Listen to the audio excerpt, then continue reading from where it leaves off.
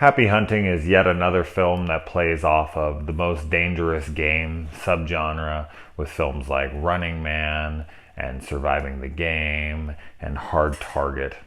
It's hard to call a horror movie a survivalist film because I feel like all horror movies are survivalist movies. That's kind of the whole point of all of them. But this movie is about an alcoholic who tries to do a drug deal. It goes wrong. He ends up killing the wrong people and has to go out on the run. While he's out on the run, he is kidnapped and put into a game where people are hunting him. Now, let's get into the things that I liked about this movie. I really liked the actor who played the main character. He was my saving grace for this film. Because I think overall, I just kind of felt little maybe like 50-50 and maybe leaning on the towards of dislike. But he is definitely my big saving grace.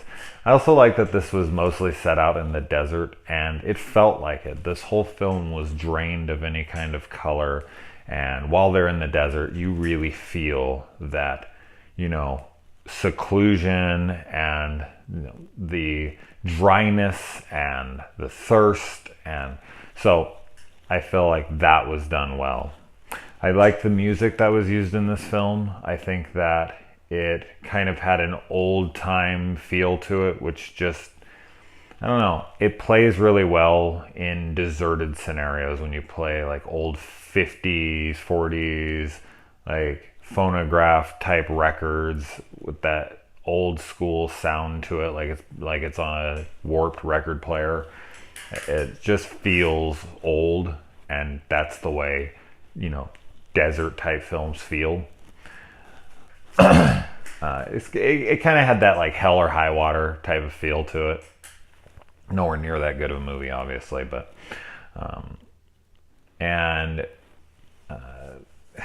yeah, I mean, those are my real positives of the film.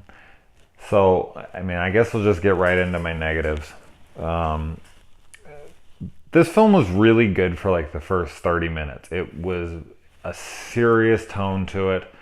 And then around the 30-minute mark is when all of a sudden the tone is like drastically changed and it becomes almost like a parody, almost silly.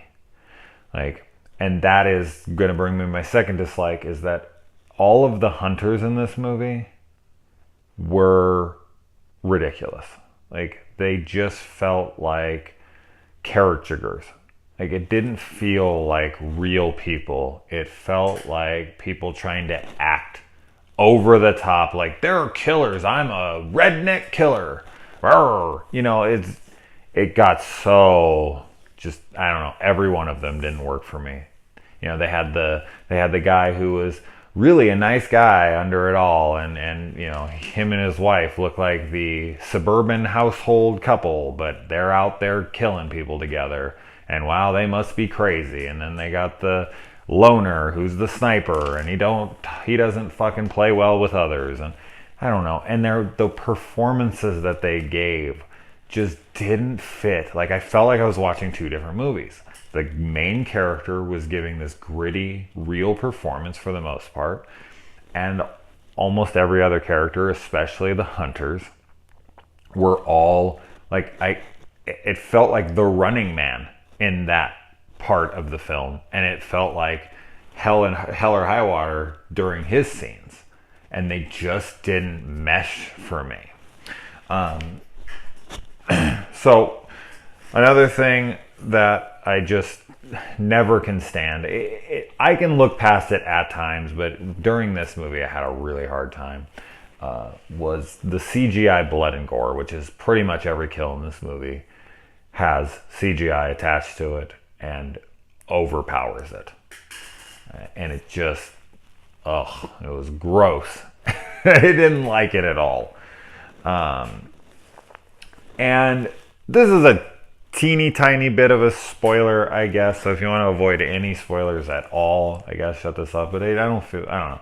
But anyway, so they really didn't like that basically the whole town that they lived in was in on it. And it was just like, that just made it feel even more silly. Not only did the hunters, it wasn't just like a bunch of people from town had like a secret club. It was basically the whole town that was in on it. And it was like, really? Like, this is fucking a stretch and a half. So there's plenty of movies where the whole town is in on it and it works. I mean, one of my favorite is Halloween 3, Season of the Witch. You know, Santa Mira, the whole town is in on it. But I don't know, it works there. It just doesn't work here for me personally. And another thing is that this movie has a ton of predictable scenes. There's so many moments where I'm just like, and this is going to happen. This person's going to get shot now. Or he's going to do this to him because he's off guard. Or he's going to... There's a scene where the main character has a shotgun. And he just has the fucking shells in his pocket. And he fires one and then loads a shell. And then clicks it. And fires one. And then takes one out. And puts it in. Really? Like, you wouldn't just put them all in at once? So that's one thing I really did.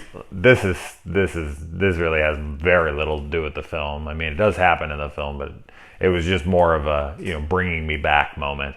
And you hear the song "Shall We Gather at the River," which is the song that Jackson Sayer sings or Mr. Sayer in Halloween 4. I know in pretty much like 8 out of my 10 reviews, I mention a Halloween sequel and how it like reminds me of it in some way or another. But I honestly haven't ever heard this "Shall We Gather at the River" song in any other movie besides this. So I was like, oh. And one of the characters in this movie is playing a modern day game, a modern day looking game, modern day-ish, maybe PlayStation 2 graphics, with a Nintendo orange zapper gun. The one that you used to play Duck Hunt on? Yeah, he's using that to play a fucking modernish looking game on the TV. I laughed out loud at that part. Like, is that a joke by the crew? It had to have been. Like, no one believes that he's actually using that thing for that game. Is it? Is it? Come on now. Definitely check out the poster for this, and then check out the poster for Blue Ruin, which is, they're almost identical. A friend of mine, Wyatt, pointed that out in a post a few weeks, maybe like a week ago, and I was just laughing because it is so similar. And I've seen a lot of similar posters, obviously, but it's a fun one to go look up. So yeah, if this, yeah, no, that's about it. I didn't feel like I wasted my time, but I definitely peeked at my phone a couple times out of boredom. So, with that said, I don't think I could recommend the movie.